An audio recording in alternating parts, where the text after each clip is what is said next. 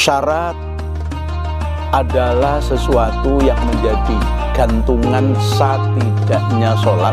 Nah, sholat itu oleh Allah Subhanahu wa Ta'ala suatu kewajiban yang ditentukan waktunya.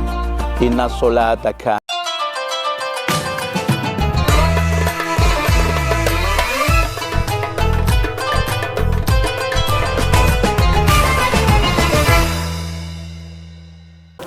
Assalamualaikum warahmatullahi wabarakatuh.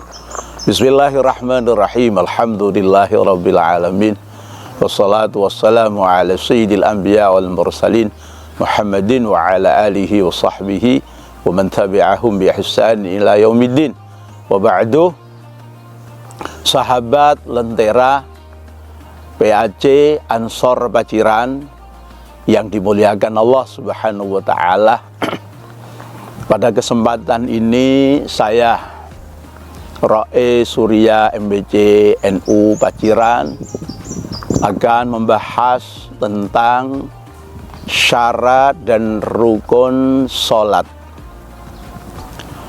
Syarat adalah sesuatu yang menjadi gantungan satidaknya sholat, tetapi tidak termasuk bagian daripada sholat.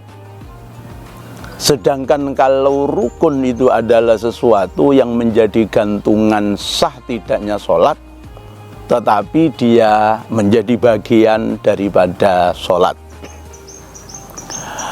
Syarat-syarat daripada sholat itu dibagi menjadi dua.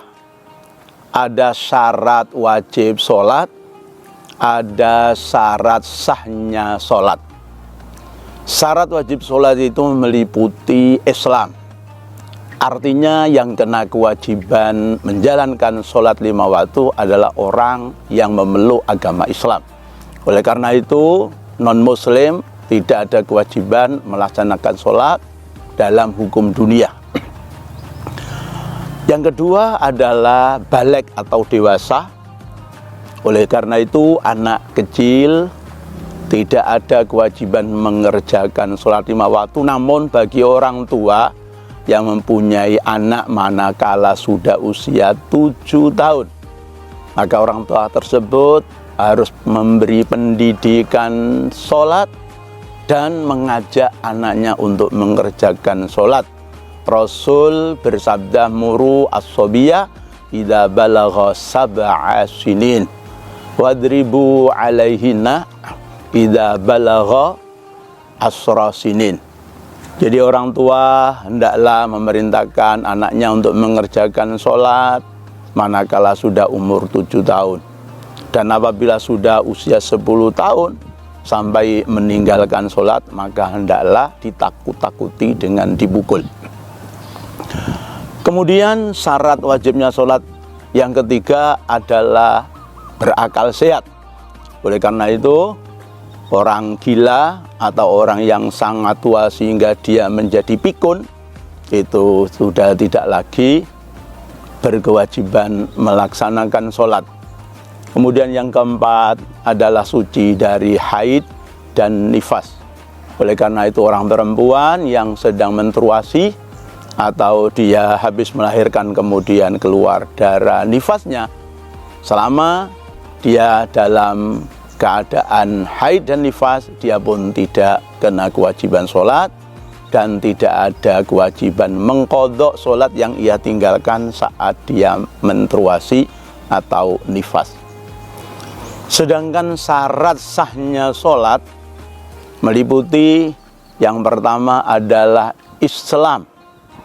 Oleh karena manakala ada orang kafir kemudian ingin ikut sholat, karena kadang-kadang ada orang itu beda agama, kemudian melakukan perkawinan, yang laki-laki Islam, yang perempuan non-Islam, kemudian dalam rangka untuk kerukunan, yang perempuan ikut sholat, itu tidak sah karena dia tidak memeluk Islam. Yang kedua adalah tamyiz. Artinya sudah mempunyai kepintaran. Dalam Islam tamyiz itu diberi ukuran 7 tahun. Malah karena anak kecil masih balita, Tidak usah kemudian kita bawa ke masjid untuk ikut sholat, karena syarat daripada bisa diakuinya sholat itu manakala sudah tamyiz. Kemudian suci dari hadas, dari najis untuk badannya. Jadi badannya orang sholat itu harus suci baik dari hadas apapun dari najis, kecuali najis-najis yang dimaafu. Kemudian syaratnya lagi, orang biasanya katakan sah sholatnya manakala dia menghadap kiblat. Lah, untuk menghadap kiblat itu yang menjadi patokan adalah dadah. Jadi untuk yang dekat dengan bangunan Ka'bah, maka dadanya harus betul-betul menghadap ke bangunan Ka'bah.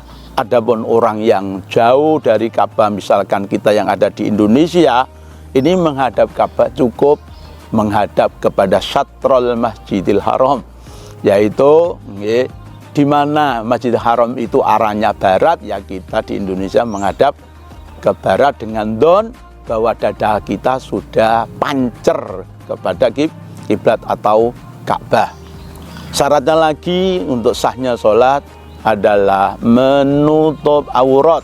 Aurat laki-laki di dalam sholat, bukan di luar sholat, tapi aurat di dalam sholat untuk laki-laki adalah anggota badan dari pusar sampai lutut. Jadi lututnya harus ditutup, pusarnya pun harus ditutup untuk meyakinkan bahwa pusar dan lutut itu betul-betul tertutup. Sedangkan perempuan adalah seluruh badan kecuali muka dan telapak tangan. Ini adalah aurat di dalam sholat. Saya ingatkan untuk kaum perempuan, ini dagu ini adalah aurat karena tidak termasuk wajah. Oleh karena itu hati-hati kalau memakai mukena, hendaklah mukena itu nutupi janggut gini. Jangan sampai mukena itu seperti ini sehingga ini kelihatan. Lah kalau ini kelihatan, ini namanya belum menutup aurat, dan ini menjadikan sholatnya tidak sempurna sehingga bisa dikatakan belum sholat karena tidak memenuhi syarat daripada sahnya sholat. Kemudian lagi, orang yang sholat itu supaya sah sholatnya harus memenuhi syarat, yaitu mengetahui waktu masuknya sholat. Dalam artian dia sholat itu mempunyai keyakinan bahwa waktu sholat ini sudah masuk. Karena sholat itu oleh Allah Subhanahu wa Ta'ala suatu kewajiban yang ditentukan waktunya. Inna sholata kanat 'alal mu'minina kitabam mawqutah. Jadi sholat adalah hal yang diwajibkan oleh Allah yang telah ditentukan waktunya. Jadi nggak boleh sembarangan pokoknya penting sholat, nggak boleh.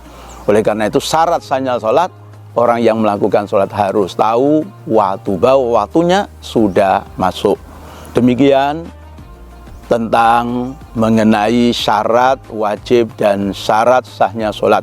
Mudah-mudahan apa yang saya sampaikan memberikan pemahaman sehingga sholat yang kita lakukan betul-betul terpenuhi syarat sahnya, sehingga sholat yang kita kerjakan diterima oleh Allah Subhanahu wa Ta'ala.